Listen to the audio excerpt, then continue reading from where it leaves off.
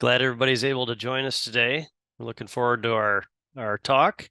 We'll provide an overview here of what we're going to discuss today. So this really is going to be a very entry-level introduction for those looking at Campus GIS. This really is going to assume you don't have a lot of resources to start with. You may be new to Esri, ArcGIS software. You may be new to GIS in general. So definitely this is introductory level, and we're going to try to help give you some ideas on direction and what you can do to get started really with your Campus GIS. So what we'll talk about today is strategic planning. We're going to hit on that, on obviously needing to get planning ahead of time, then having the right tools. We'll touch on ArcGIS deployable solutions. We'll discuss creating GIS data if you don't have some, or first finding some. And then we'll talk about a little bit about workflows, with GIS workflows you want to consider. And sharing your data, obviously, with others is going to be a key part of this. And then we'll touch briefly on our gaps analysis. Just to mention, we are an indoor GIS specialty partner. So this is really now GIS is moving indoors with specifically with Campus GIS as a very useful tool. Okay, strategic planning.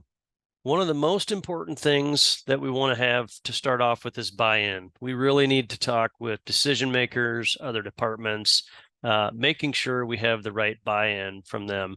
So one of the key ways of doing that is interviewing potential users. Who is going to be using this GIS?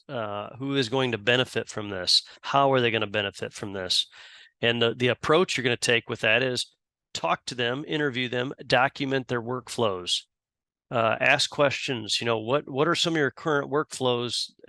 Even ask them to show you what are some day-to-day workflows you go through in your department that maybe we could utilize GIS to save time with, because really it's all about saving time and making better decisions is really what we're after with GIS. Also, very early on, part of your strategic planning, make sure you involve your IT staff. IT staff plays a critical role in your whole GIS aspect. So definitely involve your IT folks early and often. Also, creating a 2-year plan. So I'd mentioned the gaps analysis. GAPS stands for Geospatial Assessment and Progress Score. So GAPS is something that we utilize as a tool to evaluate where you're at with your GIS. Now, if you're just starting from the ground up, obviously you don't have a lot of these in place yet, so you may score very low on this scale. But the gaps analysis is useful to measure your progress as you're developing and constantly improving your GIS. So this is something you can visit our website, cloudpointgeo.com/gaps, and what you end up with is a score. And it breaks it down into these different categories: staffing, interoperability, how good is your data quality if you have some. So that's the idea is you take that, maybe yearly to kind of measure your progress, or it could be semi-yearly as well. So just some ideas there on strategic planning, what you want to do first when you get started. Okay. So having the right tools, what are some of the tools we need when we consider GIS and getting started, especially for campuses here? So software, number one, we're going to need some software.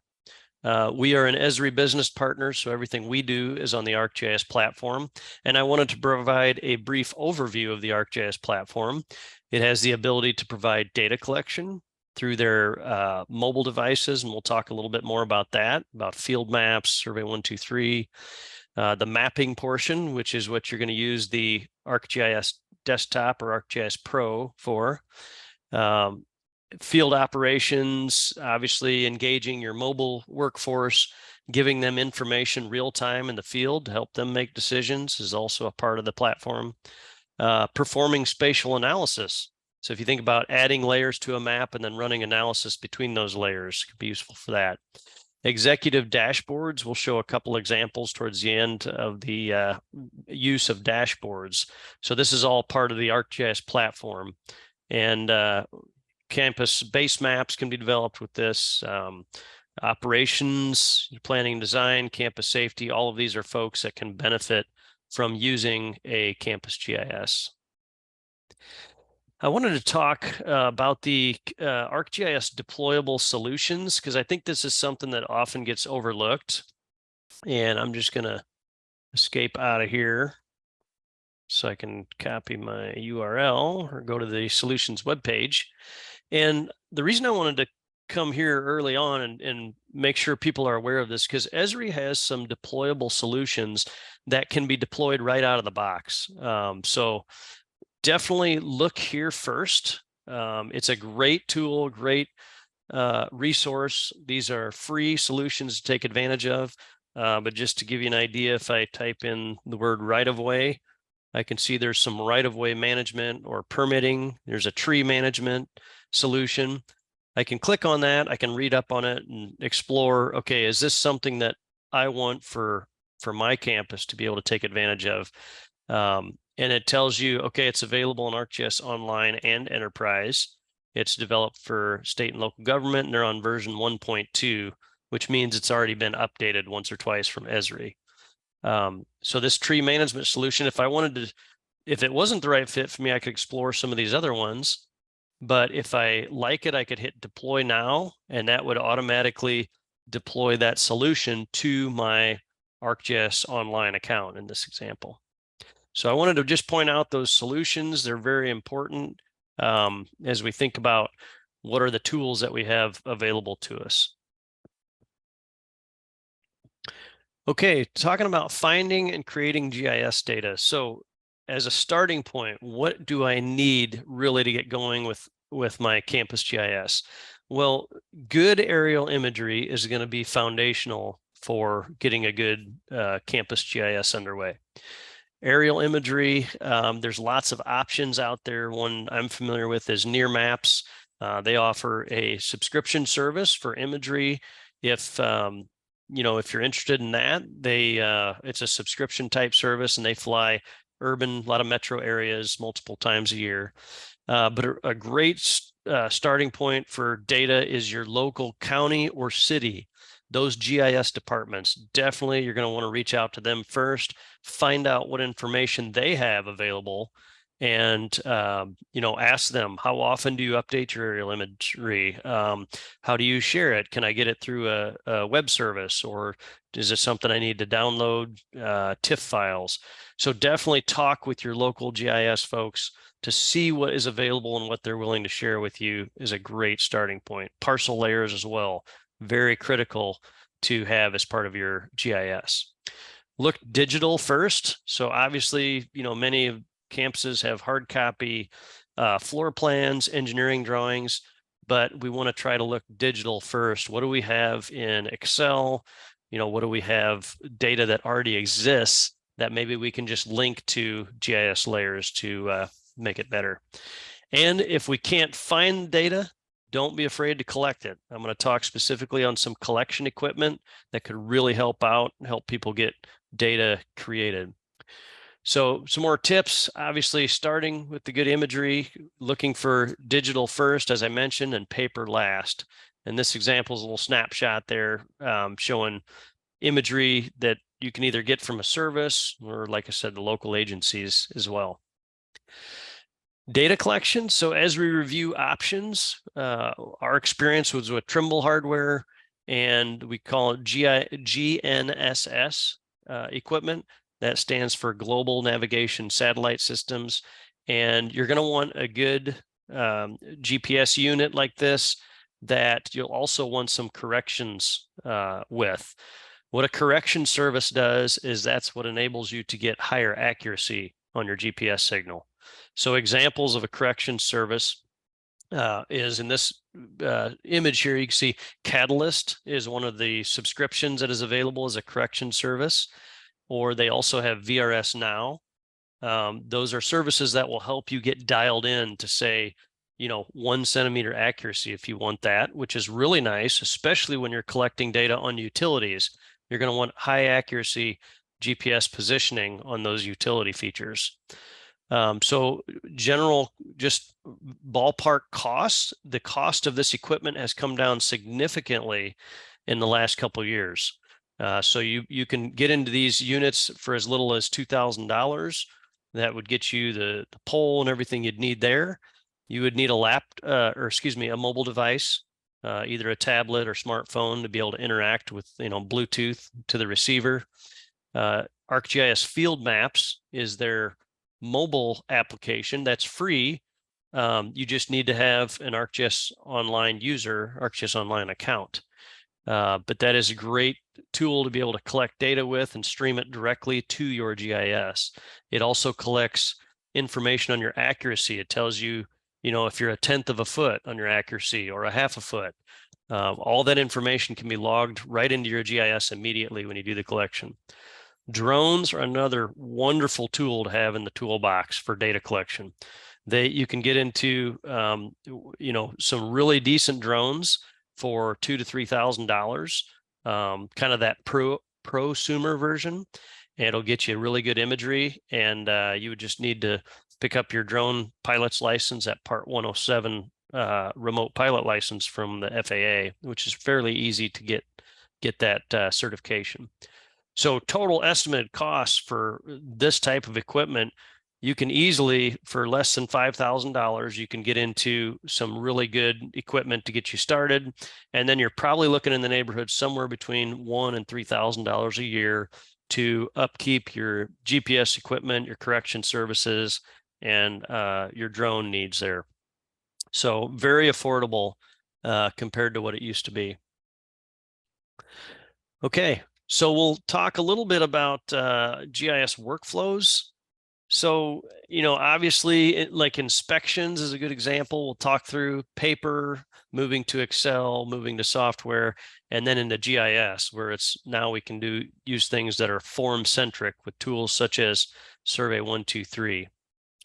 And one of the examples we've done recently is we started with a road centerline layer that one of our clients had, and they wanted to add the ability to do roadway inspections, pavement inspections to their GIS. So the next part that we did was develop a related table that would hold those inspection records, and then basically join those two together. And in the web map, then when you'd click on the roadway, you could add a new inspection, and that would be saved in the GIS. And the nice thing is, you go to do an inspection next year, and you're adding a new record in the table for next year's inspection. So what you have is one road segment in your GIS. You click on that road segment, and you'd end up with several different inspection records that are linked to that. And then the last one there shows the form example, just easy drop downs, radio buttons that you can have as part of this workflow.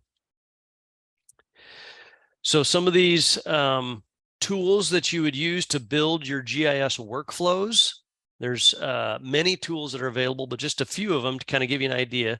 Survey 123, as I've mentioned, that's going to be, again, it's a free app from Esri for their ArcGIS platform, and it allows you to build very user-friendly forms. So the field maps is the one I mentioned earlier. That's like, for looking at your maps and your GPS location. Survey 123 is to easily build and customize your forms. So very, very useful there. Operations dashboard is another feature through the ArcGIS platform that allows you to take your GIS and display it in a dashboard format. So you can add gauges and graphs and things like that that are very, very handy. There's other resources. If you wanted to get into more advanced workflows, you can use tools such as Make. It was formerly called Integramat, is a very useful tool to help automate some of your GIS workflows. Experience Builder is another feature that's part of the ArcGIS platform. And these are all just components that you can take advantage of to help build and display your GIS data in a way that's more interactive and user-friendly. The nice thing is these days you don't have to be a GIS professional necessarily to be able to use the data and access it. So talking about sharing your data, really dashboards is a great way to be able to share that data, the GIS data that you've got. And it can be displayed in numbers, gauges, graphs, charts, pretty much anything you can come up with there. You're able to display that in dashboards.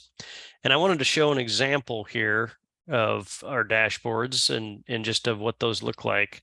So we'll kind of start with some of these example features here. One of those, let's go back to our kind of our road center lines, kind of talk through what some of these look like as we look at them in real time here. So I'm going to start with the simple web map that I talked about earlier. I'm actually going to open this up in the classic viewer. So this is an example web map that shows pavements, and we can easily, see that these road segments are colorized based on pavement ratings. So again, we can click on the pavement, we can create a new inspection record. So an example of those workflows we want to build into our GIS, and starting with features and adding tables, we can expand on those. What that looks like then is when we have those pavement inspections completed, obviously we can display those through a dashboard. And in this example, this dashboard gives us the ability to provide information on those ratings. So in this case, let's say we go back to our starting year go all the way back to the year 2000, since they have good data dating back to that time. And let's zoom in here just to look at an example. And let's say I want to see, for this particular roadway, I want to see more information on the historical context of what has that done over time. And you can see on my chart here on the bottom, it kind of graphs what that condition is. As I do those inspections year over year, kind of shows me my progress and what that looks like over time. And this is a modified PCI. So in this case, the lower the number, the better. So in the year 2011, we must have done some type of upgrade or surface treatment that took care of that. So that's an example of a dashboard there, and doing inspections and referencing those through that. Now I'd like to look at our campus facilities viewer as an example of a dashboard. So again, what we're looking at here is the situation where we've built the web map, and you can see that in the background here. This web map, and we can import these floor plans. You can bring those in from CAD. You can use scanning equipment to scan these the inside of a building, and then take slices through that to generate your floor plan. So a lot of different options on how you can create the layers within the web map. But then once we have that interactive web map, then we can start to build more of the user interface through a dashboard. So in this example, we've got different rooms. We can filter. First of all, we can filter by facility. So in this one, I've got the Beckman Institute as an example, and I can select different floors on that, and you'll see the floor plans change and update based on what floor I'm selecting. And I can also zoom in and then pull up, find specific information either on that building, or I can look for information on that particular room.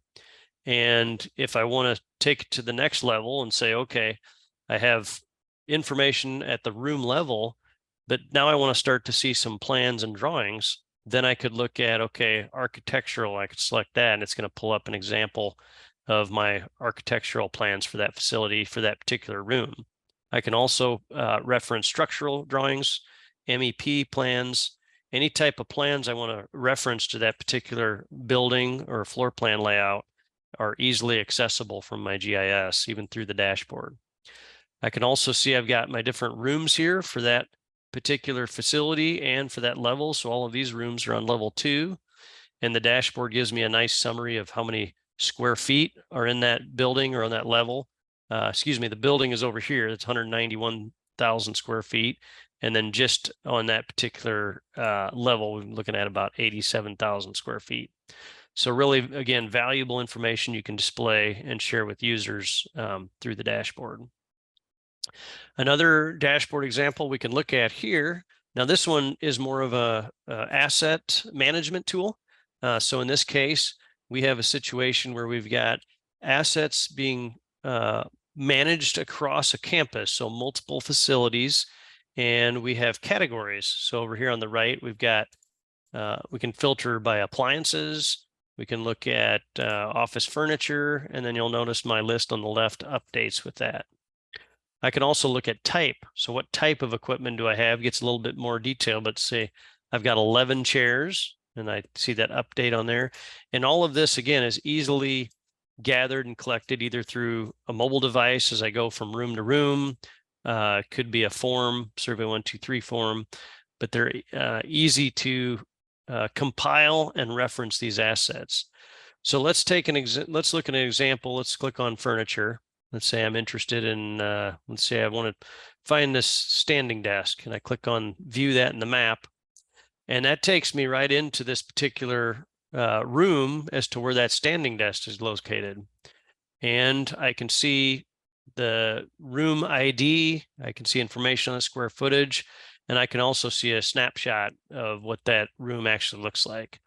Again, all information you can eventually build into your GIS and expand on.